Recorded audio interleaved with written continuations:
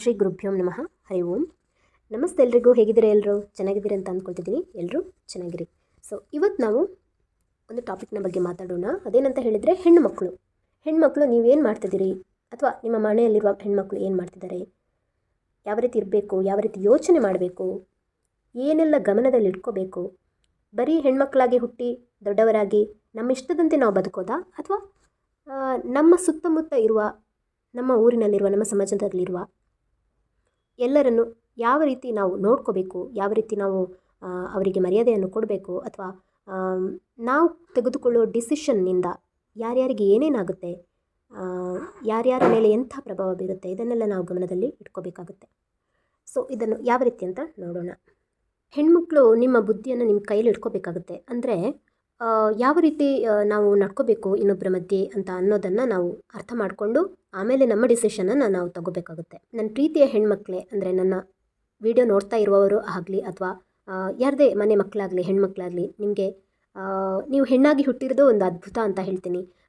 ಈ ಸಮಾಜದಲ್ಲಿ ನೀವೊಂದು ಹೆಣ್ಣು ಅಂತ ಅನ್ನೋದಕ್ಕೆ ನಿಮಗೆ ಹೆಮ್ಮೆ ಇರಬೇಕು. ನಿಮಗೆ ನಿಮ್ಮ ಬಗ್ಗೆ ಒಂದು ಪ್ರೀತಿ ಇರಬೇಕು. ಹಾಗೆ ನಿಮ್ಮ ಮನೆಯವರ ಬಗ್ಗೆ, ನಿಮ್ಮ ಹೆತ್ತ ತಂದೆ ತಾಯಿಯ ಬಗ್ಗೆ, ಹಾಗೆ ನಿಮ್ಮ ಸಮಾಜದ ಬಗ್ಗೆ ನಿಮಗೆ ಅತ್ಯಂತ ಪ್ರೀತಿ ಇರಬೇಕು, ಭಕ್ತಿ ಇರಬೇಕು. ಯಾಕಂತ ಹೇಳಿದರೆ ಹೆಣ್ಣಾಗಿ ಹುಟ್ಟೋದು ಒಂದು ಲಕ್ಕಿ ಅಂತ ಹೇಳ್ಬೋದು. ನಾವು ಅದ್ಭುತವನ್ನೇ ನಾವು ಸೃಷ್ಟಿ ಮಾಡ್ತೇವೆ. ಹಾಗೆ ನಮಗೆಲ್ಲವೂ ಸಿಗುವಂಥದ್ದೆಲ್ಲವೂ ಅದ್ಭುತವಾಗೇ ಇರುತ್ತೆ. ಅಲ್ಲಲ್ಲಿ ಒಂದೊಂದು ಇರ್ಬೋದು ಅಂಥದ್ದು ಸಮಸ್ಯೆಗಳು. ಅಂದರೆ ಹೆಣ್ಣಿಗಾಗುವ ಅವಮಾನಗಳು, ದೌರ್ಜನ್ಯಗಳು, ಇದೆಲ್ಲವೂ ಇರ್ಬೋದು. ಅದಕ್ಕೆ ಕಾರಣ ಯಾರು? ನಾವೇ, ಹೆಣ್ಣು ಮಕ್ಕಳೇ. ಅದನ್ನು ನಮ್ಮಿಂದಲೇ ನಾವು ಸೃಷ್ಟಿ ಮಾಡ್ಕೊಳ್ತೇವೆ. ಯಾಕಂತ ಹೇಳಿದರೆ ಒಬ್ಬನೇ ಹುಡುಗನಿಗೆ ಸಲಿಗೆ ಕೊಡಬೇಕಂತ ಹೇಳಿದರೆ ಅದು ನಾವೇ ಅಲ್ವಾ, ನೀವೇ. ಅಂದರೆ ನೀವು ಯಾವ ರೀತಿ ಅವರಿಗೆ ಸಲಿಗೆ ಕೊಡ್ತೀರೋ ಅದನ್ನು ಅವರ ಉಪಯೋಗ ಪಡ್ಕೊಳ್ತಾರೆ, ಹಾಗೆ ದುರುಪಯೋಗ ಕೂಡ ಪಡ್ಕೊಳ್ತಾರೆ. ಅದು ನಮ್ಮ ಕೈಯಲ್ಲಿರಬೇಕು. ಅಂದರೆ ಹೆಣ್ಮಕ್ಳೇ, ನಿಮ್ಮ ಕೈಯಲ್ಲಿರಬೇಕು. ನಿಮ್ಮ ಒಂದು ಬುದ್ಧಿ ನಿಮ್ಮ ಕೈಯಲ್ಲಿರಬೇಕು ಅಂತ ಹೇಳ್ತೀನಿ ನಾನು. ಹಾಗೆ ನನ್ನ ವೀಡಿಯೋವನ್ನು ಸ್ಕಿಪ್ ಮಾಡಬೇಡಿ. ಹಾಗೆ ಇದೇನೋ ಹೇಳ್ತಾರೆ ಹೆಣ್ಮಕ್ಳು ನಮ್ಮನ್ನು ದೂರ್ತಿದ್ದಾರೆ ಅಂತ ಎದ್ದು ಹೋಗಬೇಡಿ. ದಯವಿಟ್ಟು ನನ್ನ ವೀಡಿಯೋವನ್ನು ಕೊನೆ ತನಕ ನೋಡಿ. ನಿಮಗೇನಾದರೂ ಉಪಯೋಗ ಆಗಬಹುದು, ಅಥವಾ ನಿಮ್ಮ ಒಂದು ಫ್ರೆಂಡ್ ಸರ್ಕಲಿಗೆ ಯಾರಿಗಾದರೂ ಉಪಯೋಗ ಆಗ್ಬೋದು, ಅಥವಾ ನಿಮ್ಮ ಮನೆಯಲ್ಲಿರುವಂಥ ಹೆಣ್ಮಕ್ಳಾಗಲಿ, ನಿಮ್ಮ ಮಕ್ಕಳಾಗಲಿ, ಅಥವಾ ನಿಮ್ಮ ಸಹೋದರಿಯಾಗಲಿ, ಯಾರಿಗೂ ಒಂದು ಉಪಯೋಗ ಆಗಬಹುದು ನಿಮ್ಮಿಂದಾಗಿ. ಆ ಒಂದು ವಿಡಿಯೋ ಅವರಿಗೆ ತಲುಪಬಹುದು. ಈ ಒಂದು ನನ್ನ ಮಾತುಗಳು ಅವರನ್ನು ತಲುಪಬಹುದು, ಅವರಿಗೆ ಒಂದು ಅರ್ಥ ಆಗ್ಬೋದು. ಯಾಕಂತ ಹೇಳಿದರೆ ನನಗೆ ಎಲ್ಲ ತಿಳಿದಿದೆ ಅಂತ ನಾನು ಹೇಳೋದಲ್ಲ. ಸಮಾಜದಲ್ಲಿ ಆಗುವಂತಹ ಈ ಘಟನೆಗಳೇನಿದೆ ಅದನ್ನು ನೋಡಿಕೊಂಡು, ಅದನ್ನು ಅರ್ಥ ಮಾಡಿಕೊಂಡು, ಅದರಲ್ಲಿ ಏನು ಸರಿ ಏನು ತಪ್ಪು, ಇದನ್ನೆಲ್ಲ ಕೂಲಂಕುಷವಾಗಿ ಅರ್ಥ ಮಾಡಿಕೊಂಡು ಆಮೇಲೆ ನಾನು ಮಾತಾಡ್ತಿರೋದು ಎಷ್ಟು ಸರಿ, ನಾವು ನಡ್ಕೊಳ್ಳೋ ರೀತಿ, ನಾವಿರೋ ರೀತಿ ಎಷ್ಟು ಸರಿ ಅಂತ ನಾನು ಹೇಳ್ತಾ ಇದ್ದೀನಿ. ಈಗ ಕೇಳಿ. ನಮ್ಮ ಜಾತಿ ಯಾವುದೇ ಇರಲಿ, ಇವಾಗ ಒಂದು ಹಿಂದೂ ಆಗಲಿ, ಕ್ರಿಶ್ಚಿಯನ್ ಆಗಲಿ, ಮುಸ್ಲಿಮ್ ಆಗಲಿ, ಅಥವಾ ಯಾವುದೇ ಬೇರೆ ಬೇರೆ ಧರ್ಮ ಆಗಿರಲಿ, ಏನೇ ಆಗಲಿ, ಆ ಒಂದು ಒಬ್ಬ ಹುಡುಗ ಒಂದು ಹುಡುಗಿನ ತುಂಬ ಹೊಗಳ್ತಾನಂತ ಹೇಳಿದರೆ, ಅವಳನ್ನು ಅವಳ ಸೌಂದರ್ಯದ ಬಗ್ಗೆ ಮಾತಾಡ್ತಾನಂತ ಹೇಳಿದರೆ, ಅವಳಿಗೆ ಒಂದು ಸ್ವಲ್ಪ ಪ್ರಯಾರಿಟಿ ಜಾಸ್ತಿ ಕೊಡ್ತಾನಂತ ಹೇಳಿದರೆ, ಯಾಕೆ ಕೊಡ್ತಿದ್ದಾನೆ, ಯಾಕೆ ಅಂತ ನಾವು ಒಳ ಮನಸ್ಸಿನಿಂದ ಅರ್ಥ ಮಾಡ್ಕೋಬೇಕು. ಓಕೆ, ಅವರು ಹೊಗಳ್ತಿದ್ದಾರೆ ಅಂತ ಹೇಳಿದ ತಕ್ಷಣ ಅವರ ಬಲೆಗೆ ಬೀಳೋದಲ್ಲ, ಅಥವಾ ಇಂಪ್ರೆಸ್ ಆಗೋದಲ್ಲ. ಅದೊಂದು ಲವ್ ಅನ್ನೋದು, ಪ್ರೀತಿ ಅನ್ನೋದು, ಅದೊಂದು ಮನಸ್ಸಿನಿಂದ ಹುಟ್ಟೋದು ಹೌದು, ಹಾಗೆ ಕಣ್ಣಿನಿಂದ ಕೂಡ ಹುಟ್ಟೋದು ಹೌದು. ನೋಡೋದನ್ನು ಆಸೆ ಪಡೋದು, ಅಥವಾ ನೋಡಿದ್ದನ್ನು ಇಷ್ಟಪಡೋದು. ಯಾವುದೇ ಒಂದು ಹೂವಾಗಲಿ, ಯಾವುದೇ ಒಂದು ವಸ್ತು ಆಗಲಿ, ಯಾವುದೇ ಒಂದು ಚಿನ್ನ ಆಗಲಿ, ಅಥವಾ ಯಾವುದೇ ಒಂದು ನಮಗೆ ಅಲಂಕಾರಿಕ ವಸ್ತುವೇ ಆಗಲಿ, ಎಷ್ಟೇ ಕಾಸ್ಟ್ಲಿ ಇರಲಿ, ನಮಗದು ಇಷ್ಟ ಅಂತ ಆದರೆ ನಾವು ತಗೋತೀವಿ. ಕೆಲವರು ಕದ್ದು ತೆಗೆದುಕೊಳ್ತಾರೆ, ಹಾಗೆ ಕೆಲವರು ಅದನ್ನು ದುಡ್ಡು ಕೊಟ್ಟು ಖರೀದಿಸ್ತಾರೆ, ಅಥವಾ ಇನ್ನೊಬ್ಬರ ಪರ್ಮಿಷನ್ನ ಕೇಳಿ ತಗೋತಾರೆ, ಅಥವಾ ಇನ್ನೊಬ್ಬರ ಮನೆಯಲ್ಲಿದ್ದಾಗ ಅದನ್ನು ಆ ಹೂವನ್ನು ಆಗಲಿ ಕಿತ್ತು ತಗೊಂಡು ಅವರ ಮನೆಗೆ ಹೋಗ್ತಾರೆ. ಸೊ ಇದರಲ್ಲಿ ಇಷ್ಟಪಡೋದ್ರಲ್ಲಿ ವೆರೈಟಿ ನಾವು ಡಿಸಿಷನನ್ನು ತಗೊಳ್ತೇವೆ. ಅಂದರೆ ಒಂದು ವಸ್ತುವನ್ನು ನಾವು ಇಷ್ಟಪಟ್ಟು ಅದಕ್ಕೆ ಕೊಡುವ ಬೆಲೆಯನ್ನು ಕೊಟ್ಟು ಆಮೇಲೆ ಅದನ್ನು ಉಪಯೋಗ ಪಡೆದುಕೊಳ್ಳೋದಾಗಲಿ, ಅಥವಾ ಅದರ ಒಂದು ಅದನ್ನು ಸಂಬಂಧಪಟ್ಟವರ ಪರ್ಮಿಷನನ್ನು ಕೇಳಿ ತಗೊಳ್ಳೋದಾಗಲಿ, ಅಥವಾ ಅದರ ಬೆಲೆಯನ್ನು ಕೊಟ್ಟು ತಗೊಳ್ಳೋದಾಗಲಿ, ಅಥವಾ ಕದ್ದು ತೆಗೆದುಕೊಳ್ಳೋದಾಗಲಿ, ಅಥವಾ ಯಾಮಾರಿಸಿ ತಗೊಳ್ಳೋದಾಗಲಿ, ಇಂಥದ್ರಲ್ಲಿ ವೆರೈಟಿ ಡಿಫ್ರೆಂಟ್ ಆದ ಥಿಂಕಿಂಗ್ ಇರ್ತದೆ ಪ್ರತಿಯೊಬ್ಬ ಮನುಷ್ಯನಿಗೂ. ಅವನು ಎಷ್ಟು ಜಾಣನಾಗಿರ್ತಾನೆ ಅದರ ಮೇಲೆ ಡಿಪೆಂಡು, ಅವನೆಷ್ಟು ಒಳ್ಳೆಯವನಾಗಿರ್ತಾನೆ ಅದರ ಮೇಲೆ ಡಿಪೆಂಡು, ಅವನೆಷ್ಟು ನ್ಯಾಯಯುತವಾಗಿರ್ತಾನೆ ಅಷ್ಟು ಅದು ಅವನ ಮೇಲೆ ಡಿಪೆಂಡ್ ಆಗಿರುತ್ತೆ. ಸೊ ಎಲ್ಲ ಮನುಷ್ಯರು ಎಲ್ಲ ಥರ ಇರಲ್ಲ. ಓಕೆ, ಎಲ್ಲ ಮನುಷ್ಯರಲ್ಲಿ ಒಳ್ಳೆತನವೂ ಇರಲ್ಲ, ಎಲ್ಲ ಮನುಷ್ಯರಲ್ಲಿ ಕೆಟ್ಟತನವೂ ಇರಲ್ಲ. ಒಬ್ಬ ಕಳ್ಳನಲ್ಲಿ ಕೂಡ ಒಳ್ಳೆ ಗುಣ ಇರುತ್ತೆ, ಒಬ್ಬ ಕೊಲೆಗಾರನಲ್ಲೂ ಕೂಡ ಒಳ್ಳೆ ಗುಣ ಇರುತ್ತೆ. ಹಾಗೆ ಒಬ್ಬ ಸಾಚನಲ್ಲೂ ಒಂದು ಒಂದಾದರೂ ಎಳ್ಳಷ್ಟಾದರೂ ದುರ್ಗುಣಗಳು ಇದ್ದೇ ಇರುತ್ತೆ. ಇದು ಮನುಷ್ಯರ ಒಂದು ರೀತಿ ನೀತಿ. ಅಂದರೆ ಅವರು ಎಲ್ಲ ಮನುಷ್ಯರ ಥರನೇ ಬದುಕೋದ್ರಿಂದ ತಪ್ಪು ಸರಿ ಎಲ್ಲವೂ ಇರುತ್ತೆ. ಓಕೆ, ನಾವು ಅರ್ಥ ಮಾಡ್ಕೋಬೇಕಾಗುತ್ತೆ. ಹಾಗೆ ಈ ಹೆಣ್ಮಕ್ಳಿಗೆ ಎಷ್ಟು ಗಂಡ್ಮಕ್ಳು ಯಾವ ರೀತಿ ರೆಸ್ಪೆಕ್ಟ್ ಕೊಡ್ತಾರೆ ಅದನ್ನೆಲ್ಲ ನಾವು ಕೂಲಂಕುಷವಾಗಿ ನೋಡ್ಕೋಬೇಕಾಗುತ್ತೆ. ಇದೆಲ್ಲ ನಾನು ಲಾಸ್ಟ್ ಎಪಿಸೋಡ್ನಲ್ಲಿ ಎಲ್ಲ ಮಾತಾಡಿದ್ದೀನಿ. ಗಂಡ್ಮಕ್ಳು ಯಾವ ರೀತಿ ನೋಡ್ಕೋತಾರೆ ಹೆಣ್ಮಕ್ಳನ್ನ, ಮನೆಯವರು ಟೀಚರ್ಸ್ ಆಗಲಿ ಹೆತ್ತವರಾಗಲಿ ಯಾವ ರೀತಿ ಮಕ್ಕಳನ್ನು ಅಬ್ಸರ್ವ್ ಮಾಡಬೇಕು, ಅದಾದಮೇಲೆ ಫೈನಲಾಗಿ ಅವರನ್ನು ಹೇಗೆ ಚೇಂಜ್ ಮಾಡ್ಬೋದು, ಇದರದ್ದೆಲ್ಲ ಬಗ್ಗೆ ನಾನು ಮಾತಾಡಿದ್ದೀನಿ ಆಲ್ರೆಡಿ. ನೀವು ಆ ವಿಡಿಯೋಗಳನ್ನು ನೋಡಿ. ಓಕೆ, ಯಾರೆಲ್ಲ ನೋಡಲಿಲ್ಲ ದಯವಿಟ್ಟು ನೋಡಿ, ನಿಮಗೆ ಉಪಯೋಗ ಖಂಡಿತ ಇದೆ. ಹಾಗೆ ಅದು ನಾವು ಇವಾಗ ಒಬ್ಬ ಗಂಡು ಯಾವ ರೀತಿ ರೆಸ್ಪೆಕ್ಟ್ ಕೊಡ್ತಾನೆ ಒಬ್ಬ ಹೆಣ್ಣಿಗೆ, ಅಥವಾ ಹೆಣ್ಣು ಯಾವ ರೀತಿ ರೆಸ್ಪೆಕ್ಟ್ ಕೊಡ್ತಾಳೆ ಅಥವಾ ತಗೋತಾಳೆ ಅನ್ನೋದ್ರ ಮೇಲೆ, ಸಮಾಜದ ಮೇಲೆ ಅದು ಯಾವ ರೀತಿ ಪ್ರಭಾವ ಬೀರ್ತಿದೆ ಅನ್ನೋದು ತುಂಬ ಮುಖ್ಯ ಆಗುತ್ತೆ. ಎಷ್ಟೋ ಸಂಸಾರಗಳು ಬೀದಿಗೆ ಬರುತ್ತೆ, ಹಾಳಾಗುತ್ತೆ. ಎಷ್ಟೋ ಮನೆ ತಂದೆ ತಾಯಿ ಕಣ್ಣೀರು ಹಾಕ್ತಾರೆ. ಎಷ್ಟೋ ಒಂದು ಕುಟುಂಬಗಳು ನೊಂದು ನರಳಿ ಪ್ರಾಣವನ್ನೇ ತೆಗೆದುಕೊಳ್ತಾರೆ. ಹಾಗೆ ಅವರಿಗೆ ಸಮಾಜದಲ್ಲಿ ಸಿಗುವಂತಹ ಬೆಲೆ ಆಗಲಿ ಗೌರವ ಆಗಲಿ ಇದೆಲ್ಲದ ಕೊರತೆ ಆಗುತ್ತೆ. ಯಾರಿಂದ? ಒಬ್ಬ ಹೆಣ್ಣು ತೆಗೆದುಕೊಳ್ಳೋ ನಿರ್ಧಾರದಿಂದ. ನೀವು ಹೆಣ್ಣಾಗಿದ್ದು ಯಾಕೆ ಈ ಥರ ಮಾಡ್ತೀರಿ ಅನ್ನೋದು ನನ್ನ ಪ್ರಶ್ನೆ. ಯಾಕೆ ಯಾಕೆ ಯಾಕೆ ಈ ಪ್ರಶ್ನೆನ ನಿಮಗೆ ನೀವು ಕೇಳ್ಕೊಳ್ಳಿ. ಓಕೆ, ಎಲ್ಲರೂ ಬದುಕ್ತಾರೆ ಅಂತ ನಾವು ಬದುಕೋದಲ್ಲ. ಓಕೆ, ಅದಕ್ಕೆ ಅಂತ ಒಂದು ಅರ್ಥ ಇದೆ. ಜೀವನದಲ್ಲಿ ನಾವೇನು ಮಾಡಬೇಕು, ನಮ್ಮ ಸಾಧನೆ ಏನು, ನಮ್ಮ ಸ್ಥಾನ ಏನು, ನಮ್ಮ ಕರ್ತವ್ಯ ಏನು ಅನ್ನೋದನ್ನು ನಾವು ಚೆನ್ನಾಗಿ ಅರ್ಥ ಮಾಡ್ಕೋಬೇಕಾಗುತ್ತೆ. ನಾವು ಯಾಕಾಗಿ ಬದುಕ್ತಾ ಇದ್ದೀವಿ? ಓಕೆ, ಹುಟ್ಟಿದ್ದೀವಿ. ಎಲ್ಲ ಪ್ರಾಣಿಗಳು ಹುಟ್ಟುತ್ತಲ್ವಾ? ಎಲ್ಲ ಪ್ರಾಣಿಗಳು ಹುಟ್ಟುತ್ತೆ, ಹಾಗೆ ನಾವು ಹುಟ್ಟುತ್ತೀವಿ. ಹಾಗಂತ ಹೇಗೋ ಬದುಕೋದಾ ಪ್ರಾಣಿಗಳ ಥರ? ಅಲ್ಲ ಅಲ್ವಾ? ನಮಗೆ ಆದ ಒಂದು ಗೌರವ ಇದೆ, ರೆಸ್ಪೆಕ್ಟ್ ಇದೆ, ಮ್ಯೂಚುವಲ್ ರೆಸ್ಪೆಕ್ಟನ್ನು ಕೊಡ್ಕೋಬೇಕಾಗುತ್ತೆ. ಹಾಗೆ ಕರ್ತವ್ಯಗಳಿರುತ್ತೆ. ಹಾಗೆ ಸಮಾಜ ನಮಗೇನು ಕೊಡುತ್ತೆ, ಹಾಗೆ ನಾವು ಸಮಾಜಕ್ಕೆ ಏನು ಇನ್ ರಿಟರ್ನ್ ಕೊಡ್ತೀವಿ ಅನ್ನೋದು ತುಂಬ ಮುಖ್ಯ ಆಗುತ್ತೆ. ನಾವು ಏನನ್ನು ಮಾಡಿದರೆ ಏನಾಗುತ್ತೆ ಅನ್ನೋ ಒಂದು ಕೆಲವು ಉದಾಹರಣೆಗಳು ನಿಮಗೆಲ್ಲ ಗೊತ್ತಾಗೇ ಇರುತ್ತೆ. ಇವಾಗ ಎಷ್ಟೋ ದೊಡ್ಡ ಹೀರೋ ಆಗಲಿ, ಎಷ್ಟೋ ದೊಡ್ಡ ನಟರೇ ಆಗಲಿ ಜೈಲಿಗೆ ಹೋಗುವಂಥದ್ದು ಹೋಗ್ತಾರೆ ತಪ್ಪು ಮಾಡಿದ ಮೇಲೆ. ಅವರಿಗೆ ಏನೇ ಪ್ರಯತ್ನ ಪಟ್ಟರೂ ಕೂಡ ಶಿಕ್ಷೆ ಅನ್ನೋದನ್ನು ಪಡಿಲೇಬೇಕಾಗುತ್ತಲ್ವ. ಹಾಗೆ ಪ್ರತಿಯೊಂದು ವಿಷಯದಲ್ಲೂ ಕೂಡ ಅವರದ್ದೇ ಆದ ಒಂದು ನಿರ್ಧಾರಗಳನ್ನು ತೆಗೆದುಕೊಳ್ಳೋ ಮುಂಚೆ 100 ಸರಿ ಯೋಚನೆ ಮಾಡಬೇಕು. ಹಾಗೆ ದೊಡ್ಡವರನ್ನು ಕೇಳಿ ತಿಳ್ಕೋಬೇಕು. ಹಾಗೆ ದೊಡ್ಡವರನ್ನು ಕೇಳಿ ತಿಳ್ಕೊಂಡೇ ಎಲ್ಲ ನಿರ್ಧಾರವನ್ನು ತೆಗೆದುಕೊಳ್ಳೋದು ಅಂತ ಅಲ್ಲ, ನಿಮ್ಮ ಯೋಚನೆಗೆ ಬಿಟ್ಟಿದ್ದು. ಅಂದರೆ ನೀವು ಯಾವ ರೀತಿ ಯೋಚನೆ ಮಾಡ್ತಿದ್ದೀರಿ, ನಿಮ್ಮ ಬಗ್ಗೆ ಕೀಳಾಗಿ ಯೋಚನೆ ಮಾಡ್ತಿದ್ದರೆ ನೀವು ಕೀಳಾದ ಡಿಸಿಷನನ್ನೇ ತಗೋತೀರಿ. ನೀವು ನಿಮ್ಮ ಬಗ್ಗೆ ತುಂಬ ಪ್ರೀತಿ ಇಟ್ಟು, ತುಂಬ ಕಾಳಜಿ ಇಟ್ಟು, ಜೀವನದ ಬಗ್ಗೆ ಭಯ, ಇನ್ನೊಬ್ಬರ ಬಗ್ಗೆ ಗೌರವ, ಭಯ ಎಲ್ಲನೂ ಇದ್ದರೆ, ಪ್ರೀತಿ ಇದ್ದರೆ, ಆಗ ನೀವು ಡಿಸಿಷನ್ ತಗೊಳ್ಳುವಾಗ ಇನ್ನೊಬ್ಬರ ಒಂದು ಸಲಹೆಯನ್ನು ತಗೋತೀರಿ. ಇಲ್ಲ ಅಂತ ಹೇಳಿದರೆ ನೀವೇ ಸ್ವಾರ್ಥಿಗಳಾಗಿದ್ದರೆ ನಿಮ್ಮ ಡಿಸಿಷನನ್ನು ನೀವೇ ತಗೋತೀರಿ. ಅವರೇನಾದರೂ ಮಾಡ್ಕೊಳ್ಳಿ, ನನಗೆ ಹೀಗೆ ಆಗಬೇಕು, ನನಗೆ ಹೀಗೆ ಇರಬೇಕು, ನನಗೇನು ಇಷ್ಟ ನಾನು ಅದನ್ನು ಮಾಡ್ತೀನಿ ಅನ್ನೋ ಒಂದು ಕೆಟ್ಟ ನಿರ್ಧಾರ. ಆ ಒಂದು ನಿರ್ಧಾರ ಒಳ್ಳೆ ನಿರ್ಧಾರ ಆಗಲೂಬಹುದು, ಕೆಟ್ಟ ನಿರ್ಧಾರ ಆಗಲೂಬಹುದು. ಅಂದರೆ ಇವಾಗ ನೋಡಿ, ಪ್ರೀತಿ ಮಾಡೋದು ತಪ್ಪಲ್ಲ, ಪ್ರೀತಿಗೆ ಕಣ್ಣಿಲ್ಲ, ಪ್ರೀತಿ ಕುರುಡು ಇಂಥದ್ದೆಲ್ಲ ಹೇಳ್ತಾರೆ. ಆದರೆ ಎಲ್ಲರ ವಿಷಯದಲ್ಲೂ ಇದು ಸರಿ ಇಲ್ಲ ಅಲ್ವಾ?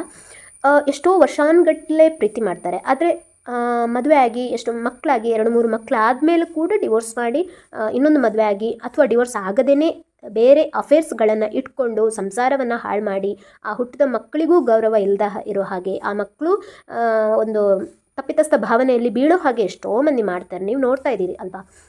ನಿಮ್ಮ ಮನೆ ಸುತ್ತ ಇರ್ಬೋದು, ಅಥವಾ ಸೊಸೈಟಿಯಲ್ಲಿರ್ಬೋದು, ಎಲ್ಲದರಲ್ಲಿ ನಿಮ್ಗೆ ಗೊತ್ತಾಗಿಲ್ಲ ಅಂತ ಹೇಳಿದ್ರು ಯೂಟ್ಯೂಬಲ್ಲಿ ಅಥವಾ ನಿಮ್ಮ ಟಿ ವಿಯಲ್ಲಿ ಬಂದೇ ಬರುತ್ತಲ್ವ, ನಿಮ್ಗೆ ಗೊತ್ತಾಗಿ ಆಗುತ್ತಲ್ವ.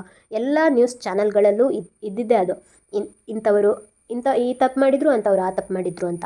ಹೀಗೆ ಹೆಣ್ಮಕ್ಳು ಹಾಗೆ ಗಂಡ್ಮಕ್ಳು ಹಾಗೆ ತನ್ನ ಒಂದು ಆಸೆಗೆ ಒತ್ತು ಕೊಟ್ಟು ಹೋದಾಗ, ಇನ್ನೊಬ್ಬರ ಭಾವನೆಗಳಿಗೆ ಧಕ್ಕೆ ತಂದಾಗ, ಇನ್ನೊಬ್ಬರ ಭಾವನೆಗಳಿಗೆ ಬೆಲೆ ಕೊಡದೇ ಇದ್ದಾಗ ಇಂಥ ತಪ್ಪು ನಿರ್ಧಾರಗಳಾಗುತ್ತೆ. ಒಳ್ಳೆಯ ನಿರ್ಧಾರಗಳು ತುಂಬ ಒಳ್ಳೆಯ ಪಾಠವನ್ನು ಕಲಿಸುತ್ತೆ. ಹಾಗೆ ನಮಗೆ ಗೌರವವನ್ನು ತಂದುಕೊಡುತ್ತೆ. ಕೆಟ್ಟ ನಿರ್ಧಾರಗಳು ನಮ್ಮನ್ನೇ ಬಲಿ ತೆಗೆದುಕೊಳ್ಳುತ್ತೆ, ನಮ್ಮವರನ್ನೂ ಕೂಡ ಬಲಿ ತೆಗೆದುಕೊಳ್ಳುತ್ತೆ. ನಾವು ಬಲಿಯಾಗೋದು ಬಿಟ್ಟು ನಮ್ಮವರನ್ನು ಕೂಡ ನಾವು ಬಲಿಯಾಗಿ ತೆಗೆದುಕೊಂಡು ಹೋಗ್ತೀವಿ. ಅಂದರೆ ತಂದೆ ತಾಯಿಯವರನ್ನು ಹುಟ್ಟಿಸಿದ ತಪ್ಪಿಗೆ ಅವರಿಗೂ ಶಿಕ್ಷೆ ಅಲ್ವಾ? ಹಾಗೆ ನೋಡಿ, ಒಳ್ಳೆ ನಿದರ್ಶನಗಳು ಇದೆ. ಇವಾಗ ಜಗ್ಗೇಶ್ ಅವರಾಗಲಿ, ಅಥವಾ ಪುನೀತ್ ರಾಜ್ಕುಮಾರ್ ಆಗಲಿ, ಅಥವಾ ವಿಜಯ ರಾಘವೇಂದ್ರ ಅವರಾಗಲಿ, ಅಥವಾ ಒಳ್ಳೊಳ್ಳೆ ನಟರಿದ್ದಾರೆ. ಇವಾಗ ರಾಧಿಕಾ ಆಗಲಿ, ಯಶ್ ಆಗಲಿ, ಅವರು ಪ್ರೀತಿ ಮಾಡಿನೇ ಮದುವೆ ಆಗಿದ್ದಾರೆ. ಇನ್ನಷ್ಟು ರಮೇಶ್ ಅರವಿಂದ್ ಆಗಲಿ, ಎಷ್ಟೆಷ್ಟೋ ಮಂದಿ ಒಳ್ಳೆಯ ನಟರು ಕೂಡ ನಮಗೆ ಕಣ್ಣಿಗೆ ಕಾಣ್ತಾರೆ. ಯಾಕೆ ಅವರ ಹೆಸರನ್ನು ಹೇಳ್ತೇನೆ ಅಂತ ಹೇಳಿದರೆ, ಅವರ ಪರಿಚಯ ಎಲ್ರಿಗೂ ಇದೆ. ಸೊ ಒಳ್ಳೆಯ ಡಿಸಿಷನನ್ನು ತಗೊಂಡು ಮನೆಯವರ ಮುಖಾಂತರ ಆಗಲಿ ಅವರೇ ಆಗಲಿ, ಇವಾಗ ಓಡಿ ಹೋದದ್ರಲ್ಲಿ ಜಗ್ಗೇಶ್ ಅವರಿದ್ದಾರೆ. ಸೊ ಅವರು ಮನೆಯವರಿಂದ ತಪ್ಪಿಸಿ ಮದುವೆ ಆಗಿದ್ದಾರೆ. ಸೊ ಆದರೂ ಅವರು ಇಲ್ಲಿ ತನಕ ಕೂಡ ಚೆನ್ನಾಗಿದ್ದಾರೆ. ಅಂದರೆ ಅವರ ಮೋಟೋ, ಅಂದರೆ ಅವರ ಉದ್ದೇಶ ಏನು, ಲೈಫಲ್ಲಿ ನಾವು ಒಟ್ಟಿಗೆ ಇರಬೇಕು, ಚೆನ್ನಾಗಿರಬೇಕು ಅನ್ನೋದು. ಸೊ ಅವರು ತಪ್ಪು ಡಿಸಿಷನ್ ತಗೊಂಡಿದ್ದಾರೆ ಅಂತ ಹೇಳೋಕ್ಕಾಗಲ್ಲ. ಅಂದರೆ ಎಲ್ಲರೂ ಪ್ರೀತಿ ಮಾಡಬೇಡಿ, ಯಾರೂ ಕೆಟ್ಟ ಡಿಸಿಷನನ್ನು ತಗೋಬೇಡಿ, ಮನೆಯವರ ವಿರುದ್ಧನೇ ಹೋಗಬೇಡಿ ಅಂತ ಹೇಳೋದಲ್ಲ. ಕೆಲವೊಂದು ಮನೆಗಳಲ್ಲಿ ಮಕ್ಕಳ ವಿರುದ್ಧ ಕೂಡ ಇರ್ತಾರೆ, ತಂದೆ ತಾಯಿ ಆಗಲಿ ಅಥವಾ ಹಿರಿಯರಾಗಲಿ, ಯಾರಾದರೂ ಕೆಟ್ಟ ಡಿಸಿಷನನ್ನು ತಗೊಳ್ಳುವಂಥವರು ಇರ್ತಾರೆ. ಸೊ ಅಂಥ ಸಂದರ್ಭಗಳಲ್ಲಿ ನೀವು ಹೋಗಬಹುದು. ನಿಮ್ಮ ಒಂದು ನಿಮ್ಮ ಲೈಫನ್ನು, ಅಂದರೆ ನಿಮ್ಮ ಮನೆಯವರನ್ನು ಮತ್ತೆ ಒಂದಾಗೋ ರೀತಿ ಮಾಡುವಂಥವರು ಒಳ್ಳೆಯವರು. ಹಾಗಂತ ಇವಾಗ ಬೇರೆ ಜಾತಿಯವರನ್ನು ಕೂಡ ಮದುವೆ ಆಗ್ತಾರೆ ನೋಡಿ, ಫಿಲ್ಮ್ನವರಾಗಲಿ, ಹೀಗೆ ನಾರ್ಮಲ್ ಆಗಿ ಬೇರೆ ಜಾತಿಯವರನ್ನು ಕೂಡ ಮದುವೆ ಆಗ್ತಾರೆ, ಬೇರೆ ಧರ್ಮದವರನ್ನು ಕೂಡ ಮದುವೆ ಆಗ್ತಾರೆ. ಆದರೆ ಆ ಧರ್ಮಗಳು ಎಕ್ಸ್ಚೇಂಜ್ ಮಾಡ್ತವೆ, ಪ್ರೀತಿಯನ್ನಾಗಲಿ ಒಂದು ರಿಲೇಷನ್ಶಿಪ್ಪನ್ನಾಗಲಿ ಎಕ್ಸ್ಚೇಂಜ್ ಮಾಡ್ಕೊಳ್ತವೆ. ಅಂದರೆ ಆ ಫ್ಯಾಮಿಲಿ ಈ ಫ್ಯಾಮಿಲಿಗೆ ಕನೆಕ್ಟ್ ಆಗಿರುತ್ತೆ, ಈ ಫ್ಯಾಮಿಲಿ ಆ ಫ್ಯಾಮಿಲಿಗೆ ಕನೆಕ್ಟ್ ಆಗಿರುತ್ತೆ. ನಾನು ಮಾತಾಡ್ತಿರೋದು, ನೀವು ನಿಮ್ಮ ಸಮಾಜವನ್ನು, ನಿಮ್ಮ ಸಂಸಾರವನ್ನು, ನಿಮ್ಮ ಮನೆಯನ್ನು ತೊರೆದು, ನಿಮ್ಮ ತಂದೆ ತಾಯಿಯನ್ನು ತೊರೆದು ಒಬ್ಬರೇ ಏಕಾಂಗಿಯಾಗಿ ದೂರ ಹೊರಟೋಗ್ತಿರಲ್ಲ, ಓಡಿ ಹೋಗೋದು ಅಂತ ಹೇಳ್ತಾರೆ, ಅದಕ್ಕೆ ಹೋಗ್ತಿರಲ್ವ, ಅಂಥವರ ಬಗ್ಗೆ ನಾನು ಮಾತಾಡೋದು. ಇದು ತುಂಬ ಒಂದು ಕಷ್ಟದ ಸಂದಿಗ್ಧ ಪರಿಸ್ಥಿತಿಗೆ ನಿಮ್ಮನ್ನು ತಳ್ಳುತ್ತೆ. ಯಾಕಂತ ಹೇಳಿದರೆ ಗುರುತವೇ ಇರೋದಿಲ್ಲ, ಪರಿಚಯವೇ ಇರೋದಿಲ್ಲ. ಅವರೇನೋ ಅವರ ಫ್ಯಾಮಿಲಿಯನ್ನು ಗುರುತು ಪಟ್ಟಿಸಿ ಇರಬಹುದು ನಿಮಗೆ, ಆದರೆ ಆ ಒಂದು ಕಠಿಣ ಪರಿಸ್ಥಿತಿ ನಿಮಗೆ, ತುಂಬ ಕಠಿಣ ನಿರ್ಧಾರ ನಿಮಗೆ ತುಂಬ ದುಃಖವನ್ನಂತೂ ತಂದುಕೊಡಲೂಬಹುದು ಅಂತ ಹೇಳ್ತೀನಿ. ಇವಾಗ ಒಬ್ಬ ಹುಡುಗ ಹೇಳ್ತಾನೆ ಒಂದು ಹುಡುಗಿಗೆ, ನಿಮಗೆ ಹೇಳ್ಬೋದು, ನೀನು ತುಂಬ ಚೆಂದ ಇದೆಯಾ, ತುಂಬ ಸುಂದರ ಆಗಿದೆಯಾ ಅಂತ, ನಿಮ್ಮ ಸೌಂದರ್ಯದ ಬಗ್ಗೆ ನಿಮಗೆ ಒಂದು ಖುಷಿ ಆಗೋ ರೀತಿ ಮಾತಾಡಿ ಫ್ರೆಂಡ್ಶಿಪ್ಗೆ ಬರುತ್ತೆ. ಆ ಫ್ರೆಂಡ್ಶಿಪ್ ಆದ ನಂತರ ನೀನು ನನಗೆ ಇಷ್ಟ ಅಂತ ಹೇಳೋ ಒಂದು ಮನಸ್ಥಿತಿ ಬರುತ್ತೆ. ಯಾಕಂತ ಹೇಳಿದರೆ ಫ್ರೆಂಡ್ಶಿಪ್ಪಲ್ಲಿ ಬರುವಂಥದ್ದು ಇಷ್ಟ ಆದರೆ ಮಾತ್ರ ಫ್ರೆಂಡ್ಶಿಪ್ ಅಂತ. ಹಾಗೆ ಅವರಿಲ್ಲದೆ ನಿಮಗೆ ನೀನಿಲ್ಲದೆ ನನಗೆ ಬದುಕೋಕ್ಕಾಗಲ್ಲ ಅನ್ನೋ ಒಂದು ಮಾತು ಕೂಡ ಬರುತ್ತೆ ಈಗ ಫ್ರೆಂಡ್ಶಿಪ್ ಅಥವಾ ಪ್ರೀತಿಯಲ್ಲಿ. ಈ ರೀತಿ ಅವರು ನಿಮ್ಮನ್ನು ಅವರ ಬಲೆಗೆ ಬೀಳಿಸೋ ಒಂದು ಪ್ಲ್ಯಾನನ್ನು ಮಾಡ್ತಾರೆ. ಅದಾದಮೇಲೆ ನೀವು ಸ್ವಲ್ಪ ಅಂದರೆ ನೀವು ವೀಕ್ ಮೈಂಡೆಡ್ ಆಗಿದ್ದರೆ, ನೀವು ಬೇಗ ಡಿಸಿಷನ್, ಇನ್ನೊಬ್ಬರ ಭಾವನೆಗಳಿಗೆ ಬೆಲೆ ಕೊಡುವವರಾಗಿದ್ದರೆ ಬೇಗ ಅವರ ಮಾತಿಗೆ ಮರಳಾಗ್ತೀರಿ. ಹಾಗೆ ಅವರು ಏನು ಹೇಳ್ತಾರೆ ಅದೆಲ್ಲವನ್ನು ಬ್ಲೈಂಡ್ ಆಗಿ ನಂಬ್ತಾ ಹೋಗ್ತೀರಿ. ಸೊ ಅವರ ಉದ್ದೇಶನೂ ಅದೇ ಆಗಿರ್ತದೆ. ನೀವು ಎಷ್ಟು ಬೇಗ ಅವರ ಮಾತನ್ನು ನಂಬ್ತೀರಾ ಅಷ್ಟು ಬೇಗ ಅವರ ಕೆಲಸ ಆಗಿರುತ್ತೆ. ಸೊ ಅಂಥದ್ರಲ್ಲಿ ನೀವು ಒಬ್ಬರೇ ಅಂತ ಅಲ್ಲ, ಅವರ ಲಿಸ್ಟಲ್ಲಿ ತುಂಬ ಮಂದಿ ಇರ್ತಾರೆ. ಓಕೆ, ಅವರಿಗೆ ಎಕ್ಸ್ಪೀರಿಯನ್ಸ್ ಆಗಿರುತ್ತೆ, ಅದರಲ್ಲಿ ಅವರು ಎಕ್ಸ್ಪರ್ಟ್ ಆಗಿರ್ತಾರೆ. ಓಕೆ, ಹೇಗೆ ಅಂದರೆ ನಿಮ್ಮನ್ನು ಯಾಮಾರಿಸ್ತಾ ನಿಮ್ಮ ಬುದ್ಧಿಯನ್ನು ನೀವು ನಿಮ್ಮ ಕೈಯಲ್ಲಿ ಇಟ್ಕೊಳ್ಳೋದಿಲ್ಲ. ಅವರು ಏನು ಹೇಳ್ತಾರೆ, ಅವರು ಎಷ್ಟು ಹೊಗಳ್ತಾರೆ ಅಷ್ಟಕ್ಕೆ ನೀವು ಖುಷಿ ಪಡ್ತಾ, ಅವ್ರು ಏನು ತೆಗೆದುಕೊಡ್ತಾರೆ, ಕಾಸ್ಟ್ಲಿ ಐಟಮ್ಸ್ ಆಗಲಿ, ನಿಮ್ಗೆ ಏನೇನು ಬೇಕು ಅದೆಲ್ಲವನ್ನು ತೆಗೆದುಕೊಡ್ತಾ ನಿಮ್ಮ ನಿಮಗೆ ಫೇವರ್ ಆಗಿ ನಡ್ಕೊಳ್ತಾ ಇರ್ತಾರೆ. ಸೊ ನೀವು ಅವರ ಒಂದು ಕಪಿಮುಷ್ಟಿಗೆ ಬೀಳೋ ತನಕ. ಓಕೆ, ಅದಾದಮೇಲೆ ಅವರ ಆಟ ಶುರುವಾಗಿರುತ್ತೆ. ನೀವು ಯಾವಾಗ ಕಂಪ್ಲೀಟ್ ಅವರಿಗೆ ಶರಣಾಗ್ತೀರಿ, ಅಂದರೆ ಮನಸ್ಸಾಗಲಿ ಮೈಯಾಗಲಿ ಕಂಪ್ಲೀಟಾಗಿ ಅವರಿಗೆ ಶರಣಾಗ್ತೀರಾ, ಆಗ ಅವರ ಕೆಲಸ ಈಸಿ ಆಗುತ್ತೆ. ಹಾಗೆ ನೀವು ಜಾಣರಾಗಿದ್ದರೆ ಏನು ಮಾಡ್ತೀರಾ, ಅವರ ಹೊಗಳಿಕೆಗೆ ನೀವು ಮರಳಾಗೋದಿಲ್ಲ. ಹೇಗಂತ ಹೇಳಿದರೆ, ಎಷ್ಟೇ ಸೌಂದರ್ಯ ಅಂತ ಹೇಳಿ, ಸುಂದರವಾಗಿದೆಯಾ ಅಂತ ಹೇಳಿ, ಫಿಸಿಕಲ್ ಒಂದು ಬಾಡಿಗೆ, ಫಿಸಿಕಲ್ ಒಂದು ಸೌಂದರ್ಯಕ್ಕೆ, ಚಂದಕ್ಕೆ ಬೆಲೆ ಕೊಡೋರು ನೀವು ಅಲ್ಲ ಅಂತ ಹೇಳಿದರೆ, ನಿಮಗೆ ಆಗ ಅವರ ಮೈಂಡ್ನ ಗೇಮ್ ಅರ್ಥ ಆಗುತ್ತೆ. ಅಲ್ಲೇ ನೀವು ಎಡವೋದು ಕೂಡ, ಅಲ್ಲೇ ನೀವು ಜಾಗೃತ ಆಗೋದು ಕೂಡ. ಆ ಒಂದು ಪಾಯಿಂಟ್ ಇದೆಯಲ್ಲ, ಅದು ತುಂಬ ಇಂಪಾರ್ಟೆಂಟ್ ನಿಮ್ಮ ಜೀವನದಲ್ಲಿ, ತುಂಬ ಇಂಪಾರ್ಟೆಂಟ್. ಯಾಕಂತ ಹೇಳಿದರೆ, ಹೊಗಳ್ತಾ ಇದ್ದಾರೆ ಅಂತ ಹೇಳಿದರೆ ಅವರು ನಿಮ್ಮನ್ನು ಬಕ್ರ ಮಾಡ್ತಾರೆ ಅಂತ ಅರ್ಥ. ಯಾರು ಒಳ್ಳೆಯ ವ್ಯಕ್ತಿ ಸುಮ್ಮನೆ ಹೊಗಳಲ್ಲ. ಚೆಂದ ಇದೆಯಾ ಅಂತ ಹೇಳ್ತಾರೆ, ಓಕೆ ಹೇಳ್ತಾರೆ. ಹಾಗೆ ಅವರು ನಿಮ್ಮನ್ನು ಬಯಸಲಿಕ್ಕೆ ಪ್ರಯತ್ನ ಪಡಲ್ಲ.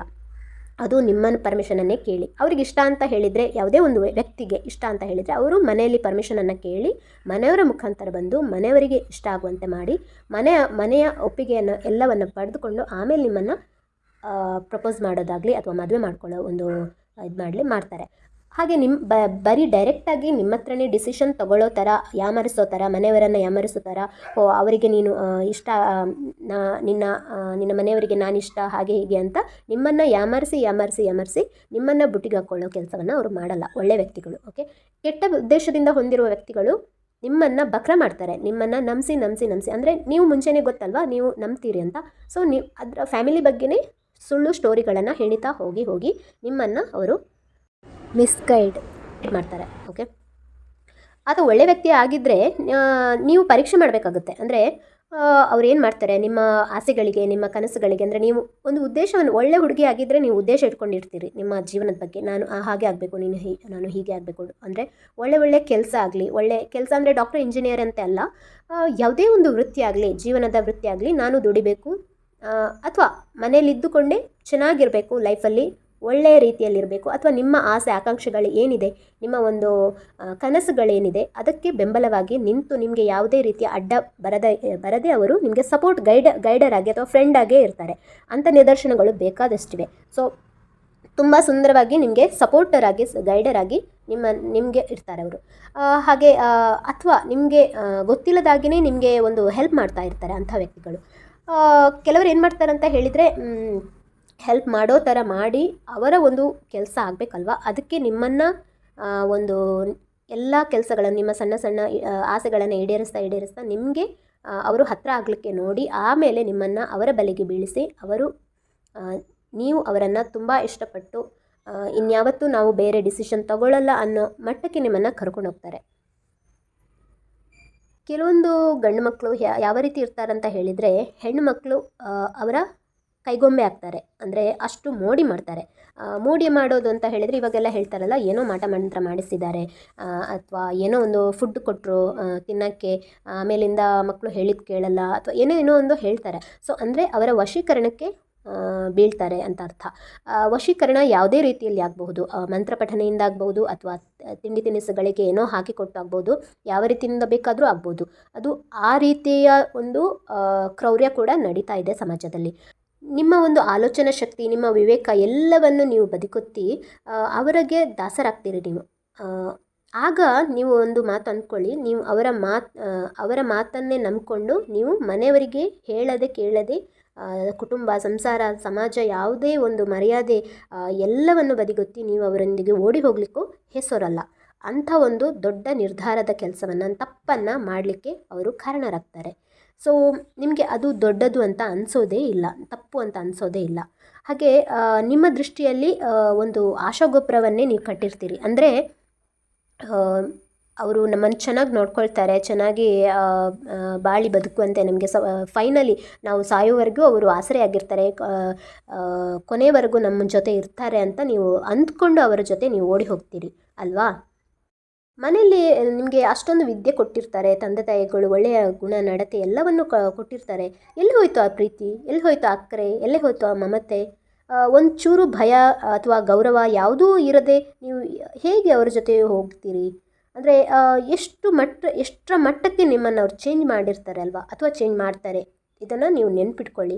ನಿಮಗೆ ನಿಮ್ಮ ಹೆತ್ತವರ ವಿರುದ್ಧವೇ ಪಿತೂರಿ ಮಾಡೋ ಥರ ನಿಮಗೆ ಗೈಡ್ ಮಾಡ್ತಾರೆ ಅವರು, ಸಪೋರ್ಟಿವ್ ಆಗಿರ್ತಾರೆ. ಕೆಟ್ಟ ಕೆಲಸಗಳಿಗೆ ಅವರು ನಿಮಗೆ ಗೈಡ್ ಮಾಡ್ತಾರೆ. ಓಕೆ, ಹಾಗೆ ನಿಮ್ಮಂಥ ಒಂದು ಮಕ್ಕಳು ಸಮಾಜದಲ್ಲಿ ಇದ್ದು ಕೂಡ ವೇಸ್ಟ್ ಆಗುತ್ತೆ. ಓಕೆ, ಹೆತ್ತವರ ವಿರುದ್ಧವೇ ನೀವು ಯಾವಾಗ ತಿರುಗಿ ಬೀಳ್ತೀರಿ, ಒಂದು ಪಿತೂರಿಯನ್ನು ಮಾಡ್ತೀರಿ, ಆವತ್ತೇ ಡಿಸೈಡ್ ಮಾಡಿ ನೀವು ಆ ಒಂದು ಹೆತ್ತ ತಂದೆ ತಾಯಿಗೆ ದ್ರೋಹ ಮಾಡ್ತಿದ್ದೀರಿ. ಹೆತ್ತ ತಂದೆ ತಾಯಿಯ ಶಾಪ ನಿಮ್ಮನ್ನು ಜನ್ಮಕ್ಕೂ ಬಿಡಲ್ಲ.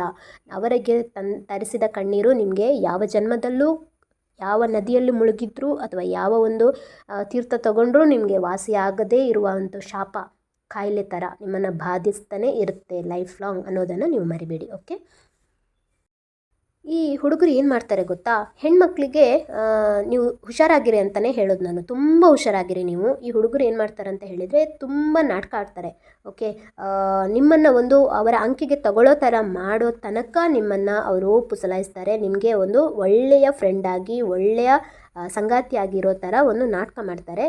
ಎಲ್ಲವನ್ನು ಒಬ್ಬ ಒಳ್ಳೆಯ ನಿಯತ್ತಿನ ಹುಡುಗ ಥರ ಅವರು ನಿಮ್ಮ ಜೊತೆ ಇರ್ತಾರೆ.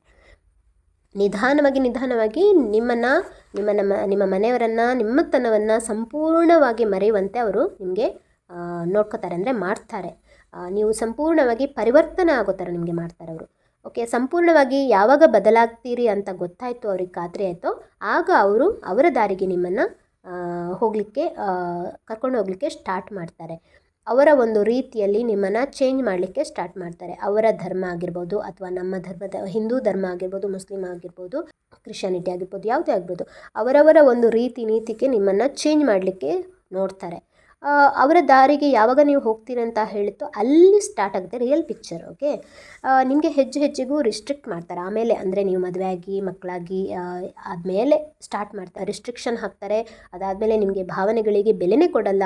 ಆಮೇಲೆ ನೀವೇನು ಆಸೆ ಪಡ್ತೀರ ಅದೆಲ್ಲ ಅಂದ್ಕೊಳ್ಳೋದು ಬಿಡಿ, ಕನಸಲ್ಲೂ ಬರ್ಲಿಕ್ಕೆ ಬಿಡಲ್ಲ ಅವರು. ಓಕೆ, ಆ ರೀತಿ ಇರುತ್ತೆ ಒಂದು ನಿಜ ಜೀವನ. ಓಕೆ, ನೆನಪಿರಲಿ ನಿಮಗೆ ಹೆಣ್ಮಕ್ಳಿಗೆ. ಓಕೆ, ಹಾಗೆ ನೀವೊಮ್ಮೆ ಯೋಚಿಸಿ ಹೆಣ್ಮಕ್ಳೇ, ನನ್ನ ಮುದ್ದಿನ ಹೆಣ್ಮಕ್ಳೇ, ನಂಗೆ ಹೆಣ್ಮಕ್ಳು ಅಂದರೆ ತುಂಬ ಇಷ್ಟ. ಓಕೆ, ಯಾರೇ ಆಗಲಿ ತುಂಬ ಸೌಂದರ್ಯವನ್ನು ಇಷ್ಟಪಡುವಂಥವ್ರು ಹೆಣ್ಮಕ್ಳು, ಅಂದರೆ ಆಗಿರ್ತಾರೆ. ಎಲ್ಲ ಹೆಣ್ಮಕ್ಳು ನೋಡಿ ಒಂದೊಂದು ಥರ ಇರ್ತಾರೆ ಅವರು. ನೀವಿರ್ತೀರಿ ಒಂದು ಅಲಂಕಾರವನ್ನು ಮಾಡಿಕೊಂಡ್ರೆ ಎಷ್ಟು ಮುದ್ದಾಗಿ ಕಾಣೋದಲ್ವಾ. ಹೇಳ್ತಾರೆ ಲಕ್ಷ್ಮಿ ಕಳೆ ಇದೆ ಅಂತ. ಸೊ ಈ ರೀತಿ ಇರುವಾಗ ನೀವೊಮ್ಮೆ ಯೋಚನೆ ಮಾಡಬೇಕಾಗತ್ತೆ, ನಿಮ್ಮ ತಂದೆ ತಾಯಿ ಇದ್ದಾರಲ್ಲ, ಅವರೆಷ್ಟು ಕನಸು ಕಂಡಿರಬೇಡ ನಿಮ್ಮ ಬಗ್ಗೆ, ಎಷ್ಟೊಂದು ನಿಮ್ಮ ಜೀವನದ ಬಗ್ಗೆ ಆಸೆ ಇಟ್ಕೊಂಡು ಇರಬೇಡ ಅಲ್ವಾ. ಎಷ್ಟೊಂದು ಒಂದು ಬಟ್ಟೆ, ಒಂದು ವಸ್ತು ಏನೇ ತಗೊಳ್ಳಿ, ಇದನ್ನು ಹಾಕೊಳ್ಳುವಾಗ ನಮ್ಮ ಮಕ್ಕಳು ಎಷ್ಟು ಚೆಂದ ಕಾಣ್ತಾರೆ, ಎಷ್ಟು ಮುದ್ದಾಗಿ ಕಾಣ್ತಾರೆ ಅಂತ ಅವರು ಅಂದ್ಕೊಂಡಿರ್ತಾರೆ. ನಿಮ್ಮ ಎದುರುಗಡೆ ಹೇಳ್ದೇ ಇರ್ಬೋದು. ಅಂದರೆ ಕೆಲವರಿಗೆ ಎಕ್ಸ್ಪ್ರೆಷನ್ ಮಾಡೋಕ್ಕೆ ಬರಲ್ಲ, ಅಥವಾ ಎಕ್ಸ್ಪ್ರೆಷನ್ ಮಾಡಿದರೆ ಎಲ್ಲಿ ಪ್ರೀತಿ ಜಾಸ್ತಿಯಾಗಿ ಮುದ್ದು ಮಾಡಿ ಮಕ್ಕಳು ಹಾಳಾಗ್ತಾರೋ ಅನ್ನೋ ಒಂದು ಭಯದಿಂದ, ಅಥವಾ ಅವರ ಸರೌಂಡಿಂಗಲ್ಲಿ ಅವರು ಹೇಗೆ ಬೆಳೆದಿರ್ತಾರೋ ಅದನ್ನೇ ಅವರು ರೂಢಿ ಮಾಡ್ಕೊಂಡಿರ್ತಾರೆ. ಕೆಲವರಿಗೆ ಹೊರ ಪ್ರಪಂಚದ ಸಂಪರ್ಕ ಇರೋದಿಲ್ಲ. ಅಂಥವರು ಸ್ವಲ್ಪ ಕಠಿಣವಾಗಿ ಇರ್ಬೋದು ನಿಮ್ಮ ತಂದೆ ತಾಯಿ. ಹಾಗಂತ ಅವರು ಕೆಟ್ಟವರು ಅಂತ ಅಲ್ಲ. ಯಾರಿಗೂ ತಮ್ಮ ಮಕ್ಕಳು ಹಾಳಾಗಬೇಕು ಅಂತ ಕೆಟ್ಟ ಮನೆಗೆ ಸೊಸೆಯಾಗಿ ಹೋಗಬೇಕು, ಕೆಟ್ಟ ಗಂಡ ಸಿಗಲಿ, ಕುಡುಕ ಗಂಡ ಸಿಗಲಿ, ಅಥವಾ ಒಬ್ಬ ರೇಪಿಸ್ಟ್ ಗಂಡ ಸಿಗಲಿ, ಅಥವಾ ಒಬ್ಬ ಮಿಡಲ್ ಕ್ಲಾಸ್ ಅಥವಾ ಥರ್ಡ್ ಕ್ಲಾಸ್ ಜೀವನ ಸಿಗಲಿ ನನ್ನ ಮಕ್ಕಳಿಗೆ ಅಂತ ಯಾರೂ ಬಯಸಲ್ಲ. ಸೊ ಎಲ್ಲ ತಂದೆ ತಾಯಿಗೂ ಅವರ ಮಕ್ಕಳು, ಹೆಣ್ಮಕ್ಳಾಗಲಿ ಗಂಡು ಮಕ್ಕಳಾಗಲಿ ಒಳ್ಳೆ ರೀತಿಯಲ್ಲಿ ಸಮಾಜದಲ್ಲಿ ಚೆನ್ನಾಗಿ ಬಾಳಿ ಬದುಕಬೇಕು ಅಂತ ಅವರಿಗೆ ಆಸೆ ಇರುತ್ತೆ. ಹೌದು, ರಿಯಲ್.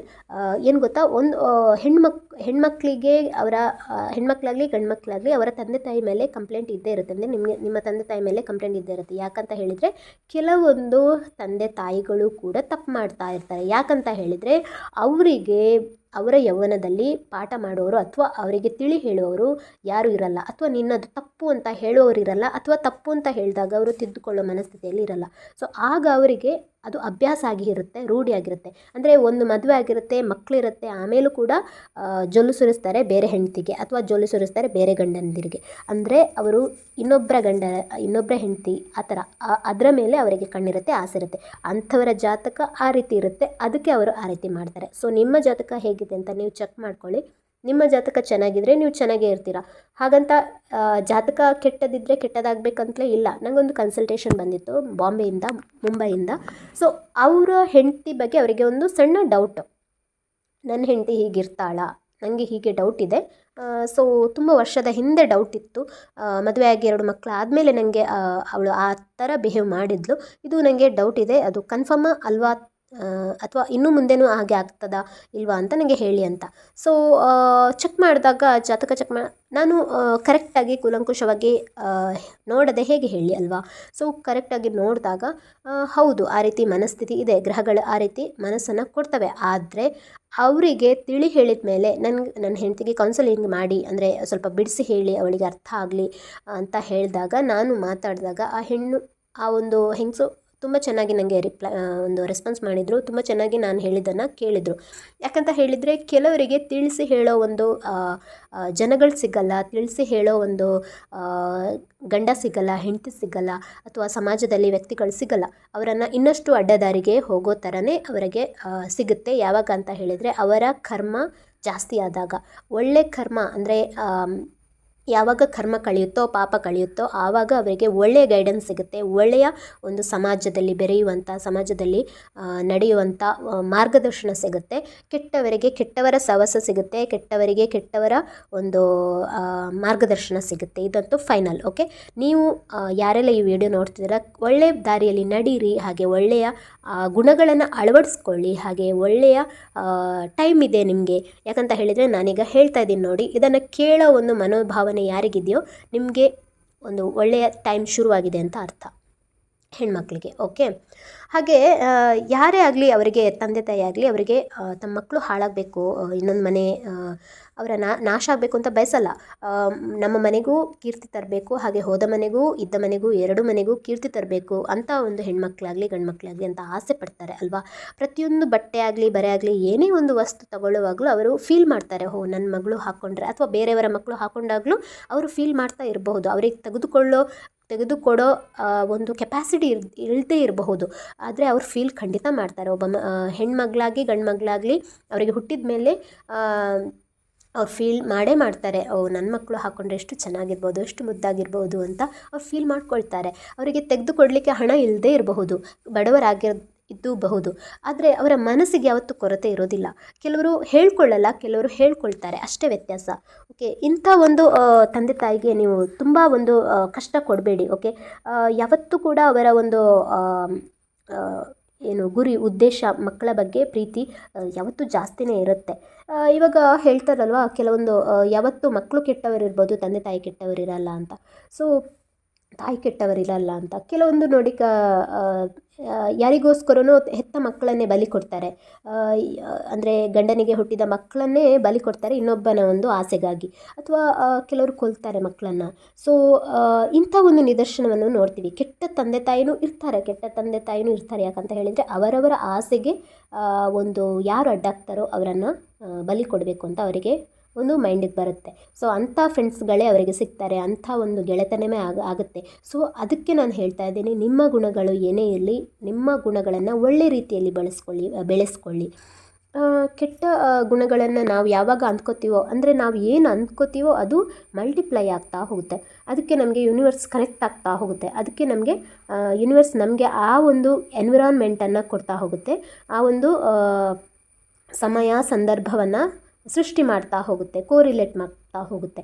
ಅಂದರೆ ನಾವೀಗ ಒಂದು ಒಳ್ಳೆಯ ವ್ಯಕ್ತಿ ಆಗಬೇಕು ಅಂತ ಅಂದ್ಕೊಂಡ್ರೆ ಸಾಕು, ಅದಕ್ಕೆ ತಕ್ಕನಾದ ಡೈಲಿ ಅಂದ್ಕೋಬೇಕು, ಅದಕ್ಕೆ ತಕ್ಕನಾದ ಒಳ್ಳೆಯ ಅವಕಾಶಗಳು, ಒಳ್ಳೆಯ ಕೆಲಸಗಳು ನಮ್ಮಿಂದ ಆಗುತ್ತೆ. ಅಥವಾ ಇನ್ನೊಬ್ರು ಯಾರೋ ಒಂದು ಪ್ರೇರಣೆ ಆಗ್ತಾರೆ, ಅಥವಾ ಯಾವುದೋ ಒಂದು ವಿಡಿಯೋ ನೋಡ್ತೀವಿ, ಯಾವುದೇ ಒಂದು ಮೆಸೇಜ್ ನೋಡ್ತೀವಿ, ಅದರಿಂದ ನಮ್ಮ ಮನ ಪರಿವರ್ತನೆ ಆಗುತ್ತೆ.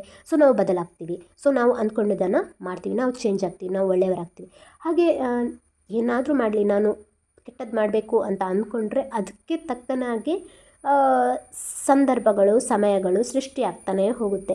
ನೋಡಿ, ಕೌರವರಿಗೆ ಅಂದರೆ ಈಗ ದುರ್ಯೋಧನನ ಪಾತ್ರ ಮಾಡಿ ದರ್ಶನ್ಗೆ ತುಂಬ ಕೆಟ್ಟದಾಯಿತು ಅಂತ ಹೇಳ್ತಾರೆ. ಹಾಗೆ ನಮಗೆ ಭಾಸ ಆಗುತ್ತೆ ಕೂಡ. ಯಾಕಂತ ಹೇಳಿದರೆ ಆ ಒಂದು ಪಾತ್ರಕ್ಕಾಗಿ ಮನಸ್ಸಿನಲ್ಲಿ, ಭಾವನೆಗಳಲ್ಲಿ ಚೇಂಜಸ್ ಮಾಡ್ಕೊಳ್ಳೇಬೇಕಲ್ವ. ಅಂದರೆ ಪಾತ್ರಕ್ಕೆ ಒಳಹೊಕ್ಕಾಗ, ಅಂದರೆ ಪಾತ್ರವೇ ನಾನು ಅಂತ ಆಗಿ ಅವರು ಆ್ಯಕ್ಟ್ ಮಾಡಿದಾಗ ಆ ಒಂದು ದರ್ಪ, ಅಹಂಕಾರ, ದುರಾಸೆ ಎಲ್ಲವೂ ಅವರ ಫೀಲಿಂಗಲ್ಲಿ, ಆ ಮುಖದಲ್ಲಿ ಬರಬೇಕು ಅಂತ ಹೇಳಿದರೆ ಅದನ್ನು ಅವರು ಅನುಭವಿಸ್ತಾರೆ. ಆ ಅನುಭವಕ್ಕೆ ಬಂದಾಗ ಅದು ಒಂದು ದಿನದ ಪಾತ್ರ ಅಲ್ಲ, ಡೈಲಿ ಮಾಡಿದಾಗ ಅಂಥ ಒಂದು ನೆಗೆಟಿವಿಟಿ, ಅಂಥ ಒಂದು ಸ್ಟ್ರಾಂಗ್ ಪವರ್ ಅವರಿಗೆ ಬರ್ತಾ ಹೋಗುತ್ತೆ. ಅದಕ್ಕೆ ಅವರು ಅಡಿಕ್ಟ್ ಆಗ್ತಾ ಹೋಗ್ತಾರೆ. ಆ ಥರ ಅಡಿಕ್ಟ್ ಆದಾಗ ಅವರು ಏನು ತಗೊಳ್ತಾರೆ ಆಹಾರ, ಅದರ ಮುಖಾಂತರನೂ ಅವರಿಗೆ ನೆಗೆಟಿವಿಟಿ ಬರ್ತಾ ಹೋಗುತ್ತೆ. ಆ ರೀತಿ ಅವರು ಬದಲಾಗಿದ್ದಾರೆ. ಸೊ ನಿದರ್ಶನ ನಮ್ಮ ಕಣ್ಣ ಮುಂದೆನೇ ಇದೆ. ಎಲ್ಲೋ ಮಹಾಭಾರತ ನಾವು ಆದ ಟೈಮಲ್ಲಿ ನಾವು ಇರಲಿಲ್ಲ. ಸೊ ಅಂಥ ಒಂದು ಕಾಲಕ್ಕೆ ನಾವು ಹೋಗಬೇಕಂತಿಲ್ಲ. ಈವಾಗಲೇ ನಮ್ಮ ಕಣ್ಣ ಮುಂದೆ ಏನೇನು ಆಗ್ತಿದೆ ಅಂತ ನಮಗೂ ಗೊತ್ತಲ್ವಾ. ಸೊ ಒಬ್ಬ ಹೆಣ್ಣಿಗೆ ಕೆಣಕಿದ್ರೆ ಏನಾಗುತ್ತೆ, ಅವನ ಕೊಲೆ ಆಗುತ್ತಲ್ವ.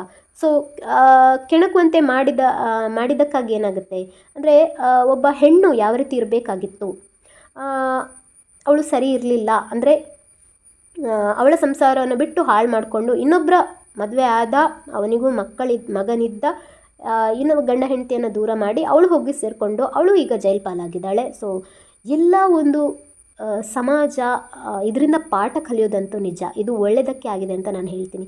ಅಂದರೆ ಅಷ್ಟು ದೊಡ್ಡ ನಟ ಒಬ್ಬ ಹಾಳಾಗಬೇಕು ಅಂತ ಹೇಳಿದರೆ, ಒಂದು ಹೆಣ್ಣಿಗಾಗಿ ತನ್ನ ಜೀವನವನ್ನೇ ಸರ್ವನಾಶ ಮಾಡಿಕೊಳ್ಳೋ ಒಂದು ಪರಿಸ್ಥಿತಿಗೆ ಹೋಗ್ತಾನಂತ ಹೇಳಿದರೆ ಎಲ್ಲಿ ತಪ್ಪಾಯಿತು ನೀವೇ ಅಂದ್ಕೊಳ್ಳಿ. ಓಕೆ.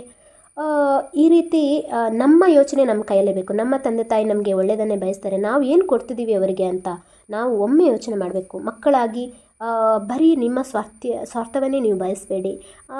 ಯಾವಾಗ ನಿಮಗೆ ಅರ್ಥ ಆಗುತ್ತೆ ಗೊತ್ತಾ, ನೀವೊಂದು ತಾಯಿ ಆದಾಗ, ನಿಮ್ಮ ಒಂದು ಮಗುವಿನ ಮುಖ ನೋಡಿದಾಗ ಅಥವಾ ಮಗುವಿಗಾಗಿ ಪಡೋ ಕಷ್ಟವನ್ನು ನೋಡಿದಾಗ ನಿಮಗೆ ನಿಮ್ಮ ತಾಯಿಯ ಬೆಲೆ ಅರ್ಥ ಆಗುತ್ತೆ. ಅಥವಾ ನಿಮಗೆ ಒಂದು ಗಂಡಸರಾದರೆ ನಿಮಗೆ ಒಂದು ಮಕ್ಕಳು ಹುಟ್ಟಿದಾಗ ನಿಮ್ಮ ಒಂದು ತಂದೆ ತಾಯಿ ಎಷ್ಟು ಕಷ್ಟಪಡ್ತಾ ಇದ್ರು ಆ ಒಂದು ಫೀಲಿಂಗ್ ನಿಮಗೆ ಆಗ ಅರ್ಥ ಆಗುತ್ತೆ. ಸೊ ಅಲ್ಲಿ ತನಕ ಯಾವುದೂ ಅರ್ಥ ಆಗಲ್ಲ. ಎಲ್ಲದಕ್ಕೂ ಒಂದು ಕಾಲ ಅಂತಿರುತ್ತೆ, ಎಲ್ಲದಕ್ಕೂ ಒಂದು ಸಮಯ ಅಂತಿರುತ್ತೆ. ಅದು ನಿಮ್ಮನ್ನು ಬದಲಾಯಿಸ್ತಾ ಹೋಗುತ್ತೆ. ಅಲ್ಲಿ ತನಕ ನಿಮ್ಮ ಒಂದು ಬುದ್ಧಿ ನಿಮ್ಮ ಕೈಯಲ್ಲಿರಲಿ. ಯಾವುದೇ ಒಂದು ಕೆಟ್ಟ ನಿರ್ಧಾರಗಳನ್ನು, ಕೆಟ್ಟ ಆಲೋಚನೆಗಳನ್ನು ಮಾಡಬೇಡಿ. ಒಳ್ಳೆಯ ರೀತಿಯಲ್ಲಿ ಬದುಕಿ. ನಿಮಗೆ ಸಮಾಜದಲ್ಲಿ ಒಂದು ಸೃಷ್ಟಿ ಅಂತ ಆಗಿದೆ ನಿಮ್ಮದು.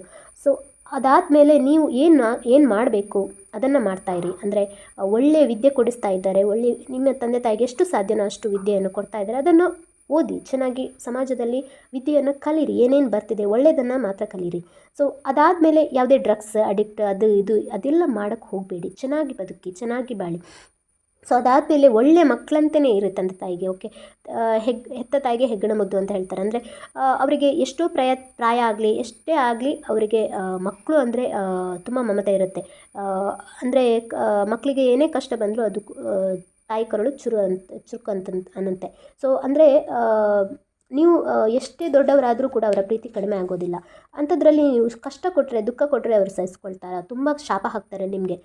ತುಂಬ ಶಾಪ ಹಾಕಿ, ತುಂಬ ನೊಂದ್ಕೊಂಡು ತುಂಬ ಕಣ್ಣೀರು ಹಾಕಿದಾಗ ನಿಮಗೆ ಅದು ಶಾಪವಾಗಿ ಪರಿಣಾಮ ಮುಂದೆ ಸಿಗುತ್ತೆ. ಅಂದರೆ ಈ ಜನ್ಮದಲ್ಲಿ ಅಥವಾ ಮುಂದಿನ ಜನ್ಮದಲ್ಲಿ ನಿಮಗೆ ಅದು ಬಾಧೆ ಕೊಡುತ್ತೆ. ಅಂದರೆ ನಿಮ್ಮ ಮಕ್ಕಳ ಮುಖಾಂತರ ಆಗಲಿ ಯಾರದೇ ಮುಖಾಂತರ ಆಗಲಿ ಆ ಕರ್ಮ ರಿಟರ್ನ್ ಆಗುತ್ತೆ ನಿಮಗೆ. ಓಕೆ, ಈ ತಪ್ಪನ್ನು ಮಾಡೋಕ್ಕೆ ಹೋಗಬೇಡಿ. ಯಾವುದನ್ನಾದರೂ ತೆಗಿಬೋದು. ತಂದೆ ತಾಯಿಯ ಒಂದು ಕಣ್ಣೀರನ್ನು, ಅದರ ದುಃಖವನ್ನು, ಆ ಒಂದು ನೋವನ್ನು ಶಾಪವಾಗಿ ತಟ್ಟಿದಾಗ ಅದರ ಒಂದು ಶಾಪವನ್ನು ತೆಗೆಯೋದು ತುಂಬ ತೀರಿಸೋದು, ತಾಯಿಯ ಋಣವನ್ನಾಗಲಿ ತೀರಿಸೋದು ತುಂಬ ಕಷ್ಟ. ಸೊ ಅಂಥ ಒಂದು ತಾಯಿಗೆ ಮಕ್ಕಳಾಗಿ ಹುಟ್ಟಿದ ಮೇಲೆ, ಅಂಥ ಒಂದು ತಂದೆಗೆ ಮಕ್ಕಳಾಗಿ ಹುಟ್ಟಿದ ಮೇಲೆ ನಿಮ್ಮ ಕರ್ತವ್ಯ ಏನು ನೀವು ಮಾಡಬೇಕು, ಸರಿಯಾದ ರೀತಿಯಲ್ಲಿ ಮಾಡಬೇಕು. ಅದನ್ನು ಯಾರದೋ ಕೈಗೆ ನಿಮ್ಮ ಬುದ್ಧಿಯನ್ನು ಕೊಟ್ಟು ನಿಮ್ಮ ಒಂದು ಜೀವನವನ್ನು ವ್ಯರ್ಥ ಮಾಡ್ಕೊಳ್ಬೇಡಿ, ಹಾಳಾಗಬೇಡಿ. ಸಮಾಜಕ್ಕೆ ನಿಮ್ಮನ್ನು ಒಂದು ಮಕ್ಕಳು ಬೇಕು ಅಂತ ಹೆತ್ತಿದ್ದಾರೆ ಅಲ್ವಾ. ಯಾವುದೇ ತಂದೆ ತಾಯಿ ಆಗಲಿ ಅವರ ಸ್ವಾರ್ಥಕ್ಕೆ ನಿಮ್ಮನ್ನು ಬೆಳೆಸ್ತಾ ಇರಲ್ಲ. ಸೊ ನೀವು ಒಬ್ಬ ಭೂಮಿಗೆ ಬಂದಮೇಲೆ ನೀವು ಒಬ್ಬ ವ್ಯಕ್ತಿ ಆಗಬೇಕು. ನಿಮ್ಗೆ ಏನೇನು ಮರ್ಯಾದೆಗಳು ಸಿಗಬೇಕೋ ಅದು ಸಿಕ್ಕೇ ಸಿಗುತ್ತೆ. ಸೊ ಅಂಥ ಉದ್ದೇಶ ಇಟ್ಕೊಂಡು ಅವರು ನಿಮ್ಮನ್ನು ಸ್ಟ್ರಿಕ್ಟಾಗಿ ಆಗಲಿ ಅಥವಾ ತುಂಬ ಪ್ರೀತಿಯಿಂದಾಗಲಿ ಬೆಳೆಸ್ತಾ ಇರ್ತಾರೆ.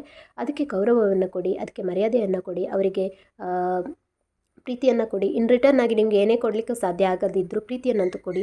ದುಃಖವನ್ನು ಕೊಡಬೇಡಿ. ಪ್ರೀತಿಯನ್ನು ಕೊಡೋಕ್ಕಾಗದೇ ಇದ್ದರೂ ಪರವಾಗಿಲ್ಲ, ದುಃಖ ಕೊಡಬೇಡಿ ಅಂತ ಹೇಳ್ತಾ ಇವತ್ತಿನ ಎಪಿಸೋಡನ್ನು ಇಲ್ಲಿಗೆ ಮುಗಿಸ್ತಾ ಇದ್ದೀನಿ.